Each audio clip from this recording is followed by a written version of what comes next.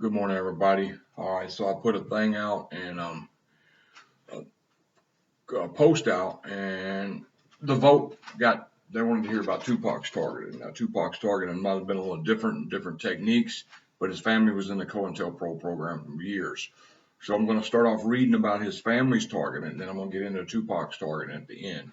And you see, Tupac came from a family of Black Panthers, and they were putting together a thing to bring together Bloods and Crips in a truce and bring everybody together.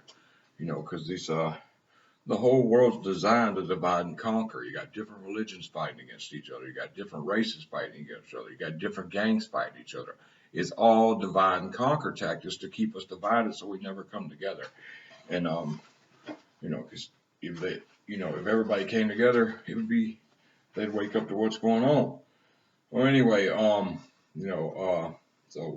was one of the reasons Tupac was targeted. But Tupac already had a target on his back from his family being real heavily involved in the Black Panthers. And I'm going to read about this stuff. A lot of stuff went on, and a lot of false arrests were made against them, false accusations, and they turned out to be. And there was over 4,000 FBI, 4,000 files in Tupac's FBI folder. Okay, anyway, I'm coming from Matthew 5. I think 5:10, verse 10. And blessed are those who are persecuted because of their righteousness, for theirs is the kingdom of heaven. So we're being persecuted, and ours is the kingdom of heaven. And I'm convinced that. Okay, let me get it. And I found this is a great history and stuff. Okay, this is what Dr. Matulu Shakur said. We are establishing a continuing resistance of the oppression of new African people against the oppression of 400 years of slavery and genocide, Dr. Shakur affirms. Many of us engaged in the conflict, targets of the conflict, and victims of the conflict, find ourselves in jail or cemeteries, or finding ourselves suffering mental stress and post-traumatic stress syndrome. Without the recognition that a conflict exists, the martyrs and patriots of our struggle will continue to be labeled criminals in the annals of history. It is a significant political struggle for our movement and of allies of our movement to create the recognition that there exist and will continue to exist political prisoners and prisoners of war in America. And that's Matulu Shakur that said that. Anyway, so I'm going to start off with his family, and then I'll get to the Tupac stuff at the end, which it blends Tupac in here, but some of y'all may, but it's interesting if you listen to what happened to his family, because that's how you got to understand how Tupac was always targeted. Tupac was a good person, very good soul, very intelligent, and he meant well. And I truly believe that. And I know one thing that's not mentioned in here. I noticed they sent somebody, Tupac. I think it was Tupac's stepfather, to get Afeni Shakur on crack. Afeni was big in the Black Panther movement too. So they sent somebody strategically to get her on crack and bring her down, thinking it would bring Tupac down and all that. But you can't stop a real soldier. So anyway, here we go.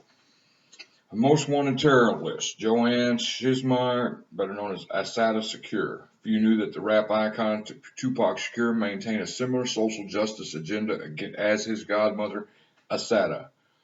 Evidence supports that U.S. intelligence targeted Tupac Shakur using many similar tactics they used against Assata, Tupac's Black Panther leader mother Afeni, and Tupac's extended family of Black liberation leaders. The Shakur family was involved in many Black leftist movements. Abba Shakur worked with Marcus Garvey's UNIA and was a close associate of Malcolm X. Abba's son, Lumumba Shakur, started the Harlem Black Panthers.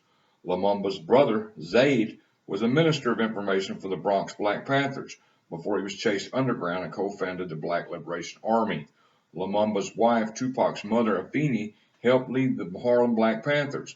The undercover intelligence agent who first arrived at Malcolm X's body, Gene Roberts, infiltrated and helped frame the New York Panthers as part of the FBI's intelligence program COINTELPRO against leftist activists. The New York Panthers, dubbed the New York 21, were jailed for 2 years before they were acquitted in 1971. Lumumba divorced Afeni when she got pregnant with Tupac while out on bail. The FBI had stepped up its COINTELPRO tactics around the time of New York 21 trial. One of their tactics involved what was dubbed the East Coast versus West Coast Panther War. The FBI created fake letters and sent them between Afeni's New York Panthers and Huey Newton's Oakland National Panther office. Bronx Black Panther Joanne Chesimard, in fear for her own life after having fellow activists framed and killed, followed her close friend Zaid underground. Out of respect for Zaid and Shakur family, she changed her name to Assata Shakur while in hiding in 1971. That same year, Afeni named her new son Tupac Amuro Shakur after the last Incan leader and raised him to be a Black Prince of the Revolution. Afeni named her close comrade, Los Angeles Panther leader Geronimo Pratt. Geronimo Pratt later changed it to Jai Jaga, Tupac's godfather. Assata was named Tupac's godmother. Tupac grew up calling her Auntie Assata. By the mid-1970s, Afeni had moved in with Lumumba's adopted brother, Mutulu. Mutulu was assistant director of Lincoln Detox in the Bronx and a co-founding member of the national activist group, the Republic of New Africa. The FBI started a propaganda campaign against Assata Shakur, calling her the revolutionary mother hen of the Black Liberation Army.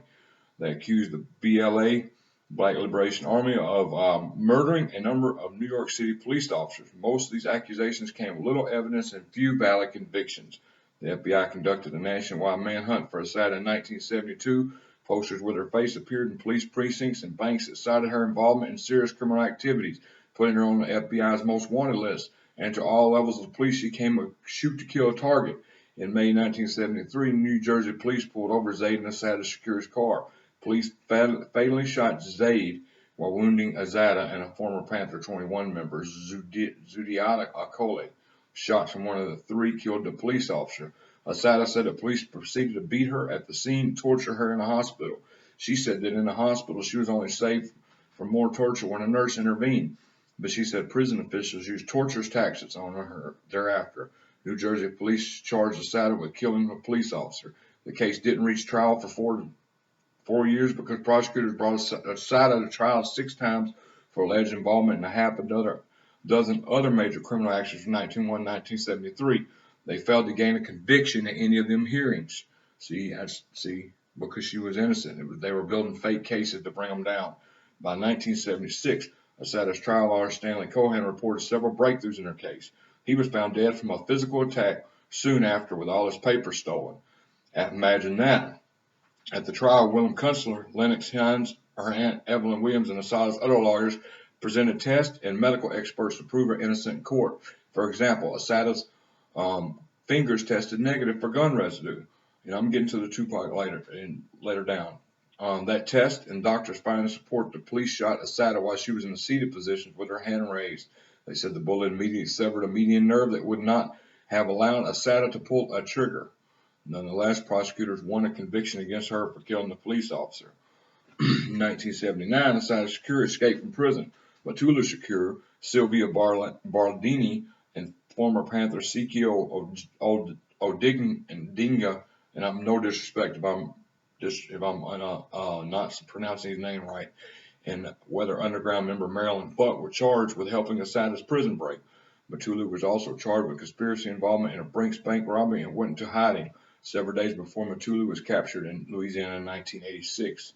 Lumumba was found dead nearby, despite the judge finding the FBI using illegal COINTELPRO actions against Mutulu. He and Odinga are still serving as political prisoners. Early police attacks while Tupac was still in his late teens. The New African Panthers elected him as their national chair, according to his business manager. By the age of 20, Tupac left his Panther leadership, realizing he could add money and influence to his activism. As a rapper. Police attacks ensued. First, police choked Tupac unconscious and pounded his head against the curb several days after his MTV video debut in 1991. Tupac's manager, Ty Himba, confirmed that Tupac started hiding his racial leftist politics behind the gangster rap facade around this time in order to appeal to gangs and then politicize them. This was part of his Panther family's work in extending peace truces between the Bloods and the Crips that started in Los Angeles. Many of these gang members quit dealing drugs and got into community activism. In 1993, police watched as gunmen shot at Tupac at a public event. Instead of arresting the shooters, they only arrested Tupac and his stepbrother, Mutulu's son Mopreme. This occurred in the California Bay Area where FBI Chief Richard Hale still presided and was caught covering up Newton's murder. Attacks increased and U.S. intelligence-linked attacks continued against Tupac, and with witnesses saying that allegedly off-duty Atlanta cops ran up to Tupac's car, broke his window with a gun, and shot at him in 1993.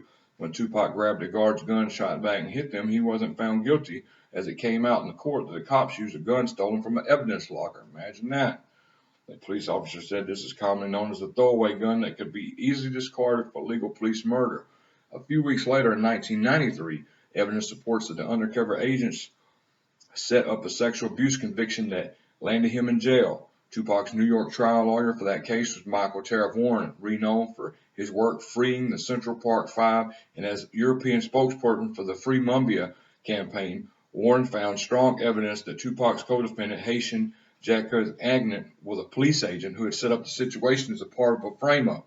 Don't be watching the movies. The movie is telling you a lie. This is the truth of what really happened. He was a Haitian Jacques Agnew was a police agent who had set up the situation as a part of a frame-up.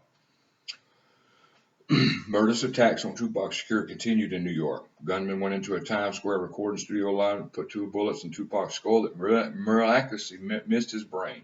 A studio guard tried to give a security video of the gunman, but police refused it, calling it a random mugging and halted their investigation. Similar to the divisive tactics used on the Panthers, people tried to convince Tupac that his friend and fellow rap star Biggie Smalls had a connection to his Times Square shooting. The media dubbed this feud the East versus West War. Death Row Cops attack. U.S. intelligence had a number of undercover agents working in the music industry. For example, a high-level white police detective, Russell Poole, found dozens and dozens of his fellow cops at all levels of Death Row records. One of Poole's superiors said these cops could be seen as covert agents. Police reports found that Death Row was also involved in trafficking drugs and guns. Death Row's Suge Knight and his moonlighting Los Angeles police employees further tried to end the Bloods versus Crip peace truce on which Tupac and his extended Panther family had worked. Imagine that. And who did Tupac rap for? Suge Knight. So they were going against each other.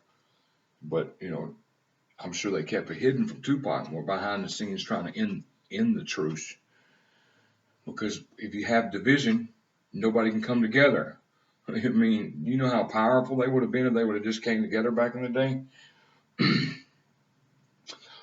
Okay,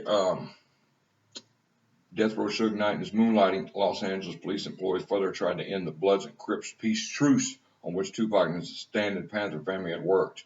This was coordinated by Death Row's head of security, former police officer Reggie Jr. Wright's father headed the Compton, California Police Department Gang Division.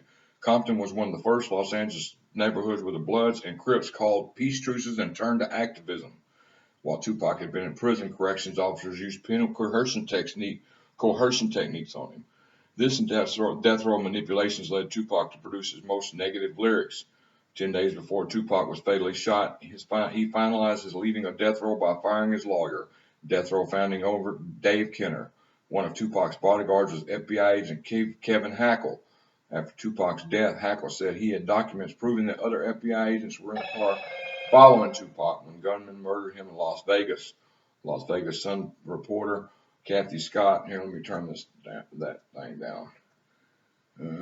There. Hackle said in his documents proving other FBI agents were in cars following Tupac when gunmen murdered him in Las Vegas. Las Vegas Sun police reporter Kathy Scott also said that the FBI presence was widely known. Besides evidence supporting that Los Angeles police officers working for Death Row aiding Tupac's murder, these undercover police agents appeared to have the goal of ending the gang peace truce, divide and conquer.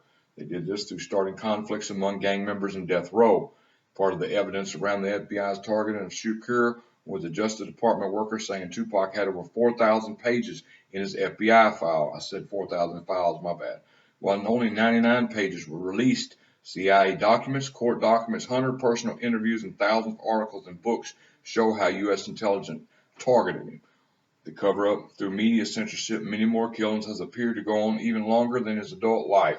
Since Tupac's death and other linked murders included Tupac's backup singer, Yafu Fula, the son of Bronx Black Panther co-founder Seko Odinga, and Tupac's business partner Yasmin Fula. Fula was a top witness to Tupac's murder, saying he thought he could identify the shooter. Another murder linked to Tupac was Tupac's former rap star friend, Biggie Smalls. Police Detective Poole was assigned to Biggie's murder investigation and said he found his fellow police officers murdered Biggie to cover up their murder of Tupac. They hoped to make it look like a part of the East-West rap war, along with other links, murders. Tupac's bodyguard in the car behind Tupac's, Frank Alexander, was found dead of a gunshot wound to the head on April 28, 2013, 4 days before the FBI announced they were putting Assad Shakur on the most wanted list, the FBI's most wanted list. Alexander had co-produced the film Tupac Assassination and a sequel released in 2009 that incriminated the Los Angeles police officers working at death row. Police told the Huffington Post that the death is being investigated as a suicide, without giving an explanation of why they weren't investigated as a possible homicide.